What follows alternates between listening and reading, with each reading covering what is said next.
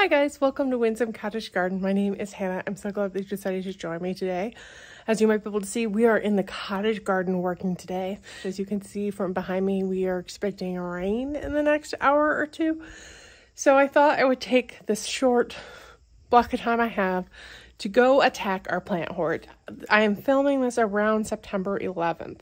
So it's a great time to transplant things or add things to the yard because for us, our first frost is probably going to be mid-October, but we'll get a hard frost towards the end. So now is a great time to get things in the ground so that they can establish roots before that frost comes.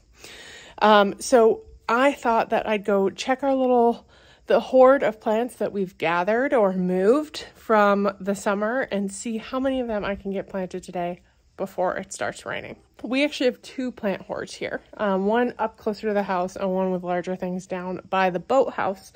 And this one up top is probably where I'll spend a good chunk of my energy today.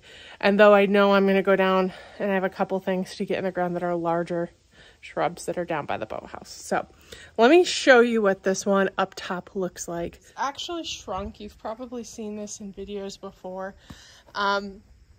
This is a place that we put smaller items because it's pretty well protected. It gets dappled sunshine so that they get enough sun to be happy, but they don't get easily dried out or stressed. There's also a spray water right there, which means that these guys get nice and watered and they don't dry out.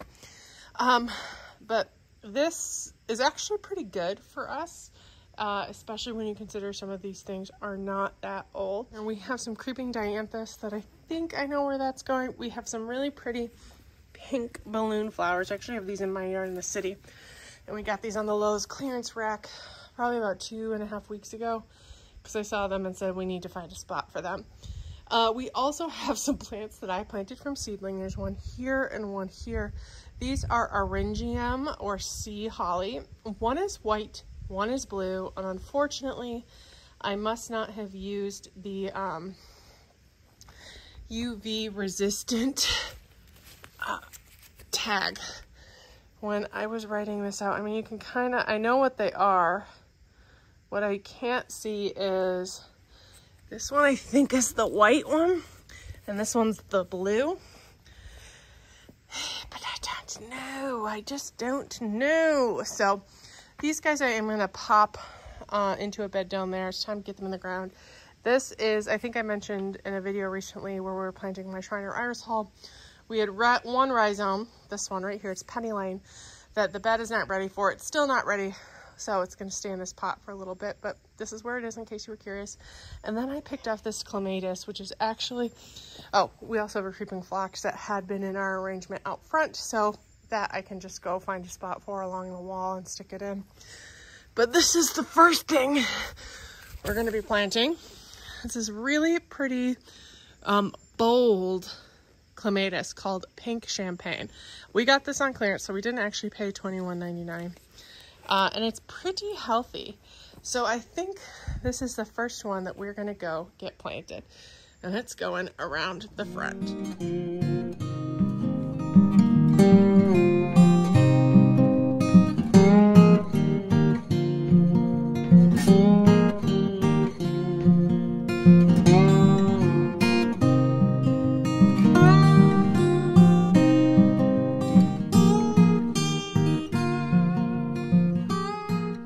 Alrighty, there she is already in. What you might have seen, I'm not sure how the camera angle showed it, but we actually have some drainage pipes connected to our guttering system. There's the downspout that comes up off the roof, so it comes down into a drainage pipe that's buried and takes it away from the house.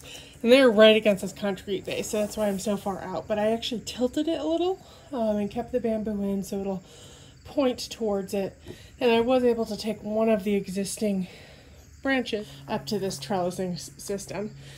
Now this Pink Champagne clematis is really, really beautiful. It'll get 6 to 8 feet tall, and it is hardy down to a zone 4. It's the type that will bloom both on old and new wood, so we'll get 2 rounds of flowers. A really big, abundant one in the spring, and then again a smaller one in the fall on the new wood it puts out. This clematis, whatever type it is the same pruning group. So these will probably intermingle and hopefully, I don't know if they'll get quite all the way to the top. Things tend to grow a little bit bigger here, but 6 to 8 feet will get pretty tall. And I think what we might do is look for one more that we can stick over there that gets extra tall. Let all 3 of them kind of just create a wall of blooms in this area. I should also add that because the drainage pipe was there, I did not use my handy dandy auger that I love to use on many things.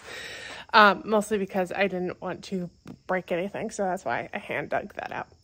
Okay, let's go pick which plant is going to go in the ground next. I'm thinking it might be, yeah, it's going to be the balloon flowers. These guys I think are going to go on the point of the top garden bed at the cottage near the serviceberry where we recently planted an iris. Some balloon flowers say they can take part shade to sun. These say full sun, so we're going to give them a spot that gives full sun because sometimes you can fudge things. Sometimes it's better to give what the plant tag says. If you feel like moving it in years to come, that's good. Sounds good too. So let me get you guys set up. We'll get these in the ground and I'll provide some additional detail on them.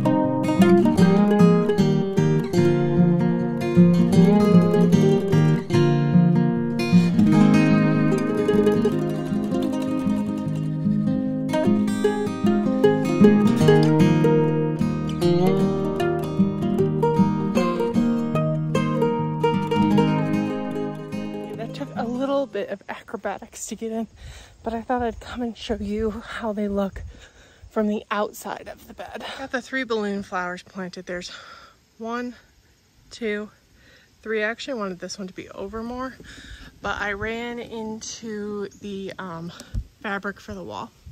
So I kind of created a little crevice for that to go in, and I'm hoping over time they'll naturalize and kind of fill this area with a drift. There's also one of the irises we recently planted right there, so we don't want to get too close.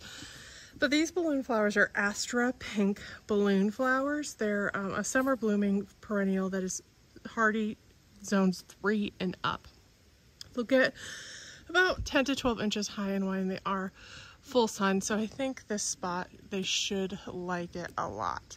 I also, while I was down here, planted the phlox in this little corner. It also has some pansies in it. I'm not sure what color it is. It's a creeping phlox. It's either pink or white because that's what we had in our pots earlier this year.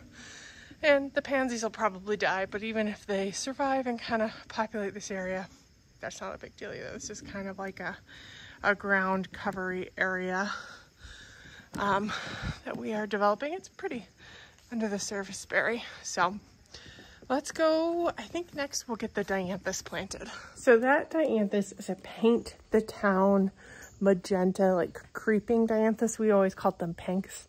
I don't know if that's because my dad's English and that's what they call them, or if that's an actual thing.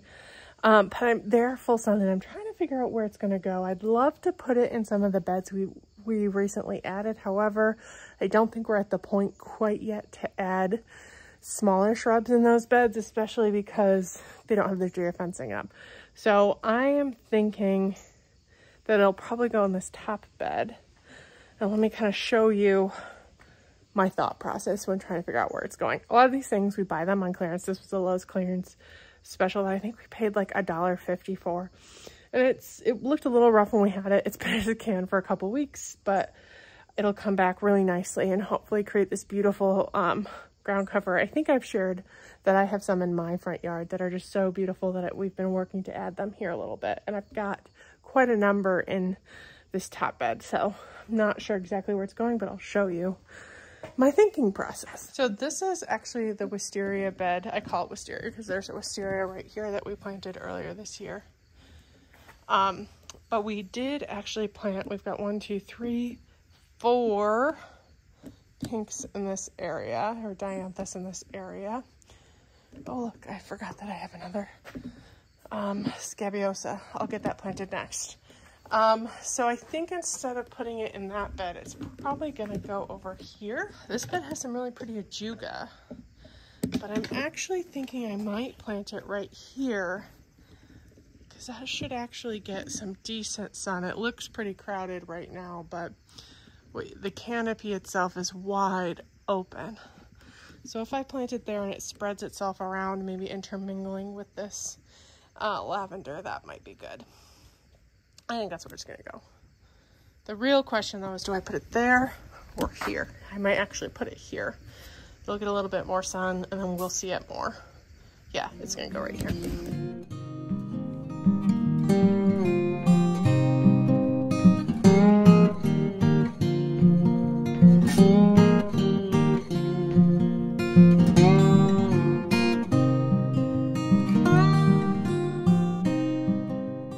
Once again, I've discovered a plant that got a little buried.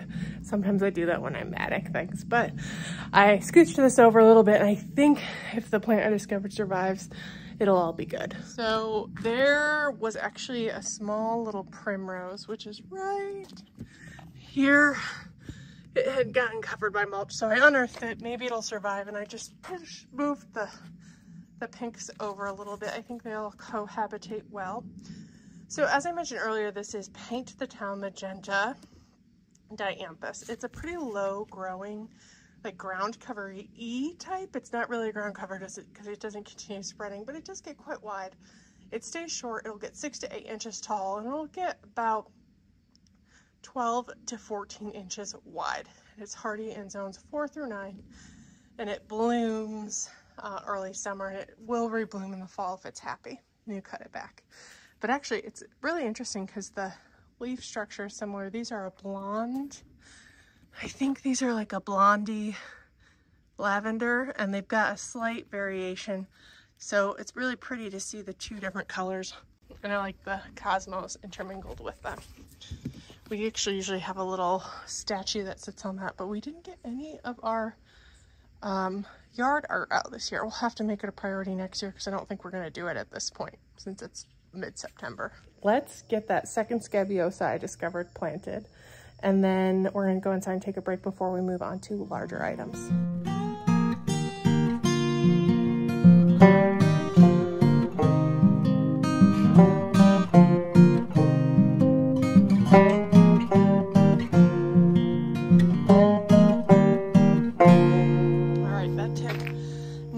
Time at all. You can see we actually have one right here that we planted earlier this year in a video I'll link below, and look, actually all of these guys were planted at that time, and this has stooled out and done so well. The bees love it. You can see we have a visitor right now, and they're really pretty with their like dancing blue flowers. You can see them really well from down the yard. We decided we wanted actually 2 more. I was only able to get 1. We paid $1.25 for this. And I think eventually we want 1 more over there because I like doing things in odd numbers. But this is a butterfly blue pincushion flower. It's a mounting perennial that will bloom in the summer, and if you deadhead it, it'll rebloom again in the fall. Likes full sun, and it's hardy in zones 4 and up. It'll get about 15 inches tall and 15 inches wide, and as you can see, it really has these beautiful pincushiony type flowers. So this was bought on clearance too. So this whole bed is kind of really coming together. We redesigned it earlier this year. And in case you are curious, we are saving space for a rose here, and we are contemplating moving that in the spring, but these roses are coming next year. So I'm thinking it might only be 2 roses, but it'll still be really pretty. Unfortunately, I don't think I'm going to be able to do any more today. The rain is imminent, and I have a couple more things I need to finish up on this trip. So I'm going to go do those. I'm really thrilled that we got those 7 plants from the plant hoard into the ground. It took us about an hour. I'm sure there'll be more plant hoard videos yet this year. But for now, I'm going to need to go do some mulching, Thank you so much for joining me today. I really appreciate it. If you like this video, please make sure to hit that thumbs up button and subscribe. And I can't wait to see you in the next video. Bye-bye.